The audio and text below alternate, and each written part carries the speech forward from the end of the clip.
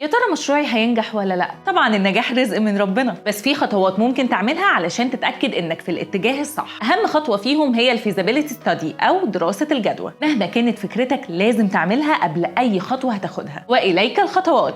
1. اعمل دراسة فنية اعرف منها الاحتياجات المطلوبة والأدوات والأجهزة لتنفيذ مشروعك، وكمان الموارد البشرية اللي محتاجها. لقيت الدراسة الفنية تمام؟ ندخل على الدراسة المالية، ودي بندرس فيها التكاليف كلها والإيرادات المتوقعة، وبنشوف لو في إمكانية نحصل على تمويل. بس كده؟ لا طبعا. هنا تيجي دراسة السوق. لازم تحلل السوق واحتياجاته وشكل المنافسة وميزة خدمتك ومين العملاء اللي بتستهدفهم وهتبيع لهم المنتج ازاي. كمان في جدوى اجتماعية، وهنا بتدرس مشروعك ممكن يفيد المجتمع ازاي.